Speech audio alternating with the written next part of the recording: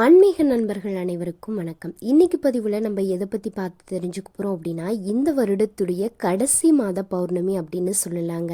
இந்த பௌர்ணமி தினத்தில் நம்ம என்னென்ன விஷயங்களை செய்யணும், செய்யக்கூடாது, பௌர்ணமி வழிபாட்டை செய்வதால் நம்மளுக்கு என்ன பலன்கள் கிடைக்கும், அதே மாதிரி இந்த பௌர்ணமியில் நம்ம ஒரு விஷயத்தை மிஸ் பண்ணாத செய்தோம் அப்படின்னா நம்மளுடைய வாழ்க்கையில் இருக்கக்கூடிய கெட்ட சக்தி விலகி நல்லது அப்படின்றது நம்மளுடைய வாழ்க்கையில் நடக்கும். அது என்ன விஷயம் அப்படின்றத பற்றி தான் இந்த வீடியோவில் முழுமையாக தெரிஞ்சுக்க போகிறோம். வீடியோ யூஸ்ஃபுல்லாக இருக்கும். ஸோ வீடியோவை ஸ்கிப் பண்ணாமல் பாருங்கள். நீங்கள் இப்போ தான் ஃபஸ்ட் டைம் நம்மளுடைய சேனலை பார்க்குறீங்க அப்படின்னா மறக்காமல் நம்மளுடைய சேனலை சப்ஸ்கிரைப் பண்ணிக்கோங்க. கூடவே இருக்க பெல் ஐக்கானையும் மறக்காமல் கிளிக் பண்ணுங்கள். அப்போ தான் நம்ம போடக்கூடிய வீடியோ நோட்டிஃபிகேஷன் மூலியமாக உடனுக்குடனே உங்களை வந்து சேரும். இப்போ வாங்க வீடியோக்குள்ளே போகலாம். பொதுவாகவே பௌர்ணமி அப்படின்றது சந்திர பகவானுக்குரிய தினமாக தான் இருக்குது. கார்த்திகை பௌர்ணமி அப்படின்றது சந்திரன் பூமிக்கு மிக அருகில் வரக்கூடிய நாளை தான் பௌர்ணமி அப்படின்னு நம்ம கொண்டாடுறோம்.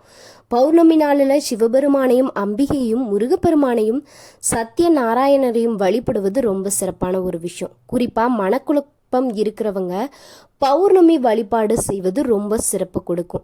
2024 ஆண்டின் கடைசி பௌர்ணமி மிக முக்கியமான நாள் அப்படின்றதால இந்த நாளை பக்தர்கள் தவறவிடாம சில குறிப்பிட்ட வழிபாடுகளை செய்வதால அவங்களுடைய வாழ்வில் மிகப்பெரிய மாற்றம் ஏற்படுவது அப்படின்றது நிறைய பேருடைய நம்பிக்கையா இருக்கு அப்படின்னு சொல்லலாம். 2024 ஆண்டின் நிறைவான டிசம்பர் மாதத்தில் இருக்கிறோம். இன்னும் சில நாட்களில் 2024 ஆண்டு நிறைவடைந்து அனைவரும் ஆவலுடன் எதிர்பார்க்கக்கூடிய 2025 ஆண்டு பிறக்க போகுது. இருந்தாலுமே 2024 ஆண்டு நிறைவடைய போகுது அப்படின்ற உணர்வுமே நம்மளுடைய மனதுக்குள்ள வந்து தான் போகுது.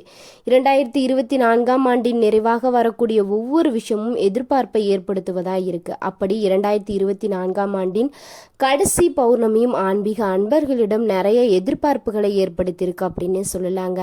பொதுவாக பௌர்ணமி அப்படின்றதும் நம்ம எல்லோருடைய நினைவுக்கு வருவது திருவண்ணாமலை கோவிலில் நம்ம செல்லக்கூடிய கிரிவலம் அப்படின்னு சொல்லலாங்க. உங்களுக்கு திருவண்ணாமலை சிவனை பிடிக்கும் அப்படின்னா மறக்காம இந்த வீடியோக்கு ஒரு லைக் பண்ணுங்க.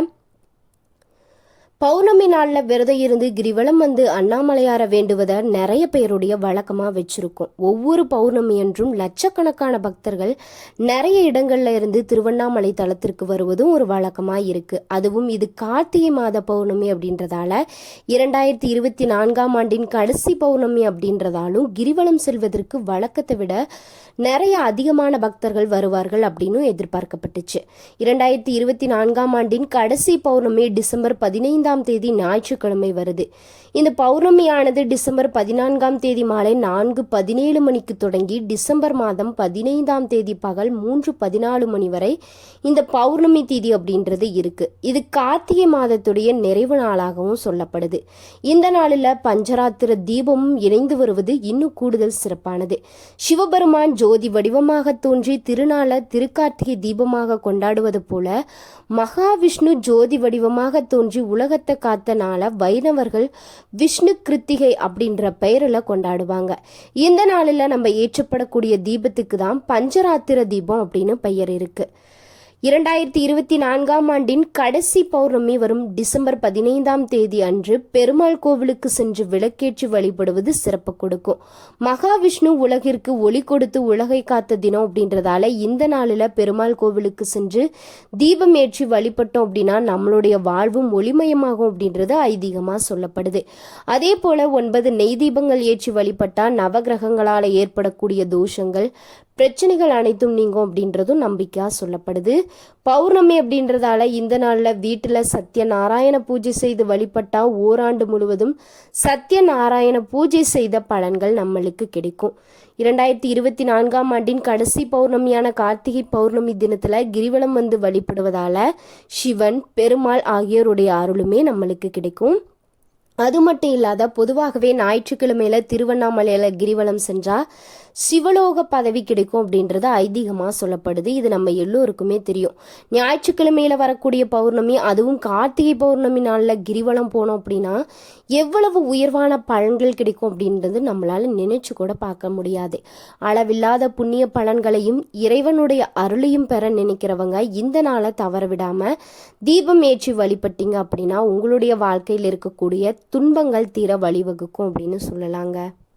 பொதுவாக தமிழ் மாதத்தில் மற்ற எந்த மாதத்திற்கும் இல்லாத தனி சிறப்பு அப்படின்றது கார்த்திகை மாதத்துக்கு இருக்குன்னு சொல்லலாங்க. இதற்கு காரணம் என்ன? கிருத்திகை விரதம் எப்போது தொடங்கணும், யார் யாரெல்லாம் கிருத்திகை விரதம் இருக்கலாம் அப்படின்னு நிறைய சந்தேகங்கள் நம்மளுடைய மனதில் இருக்கும் அப்படின்னு சொல்லலாங்க.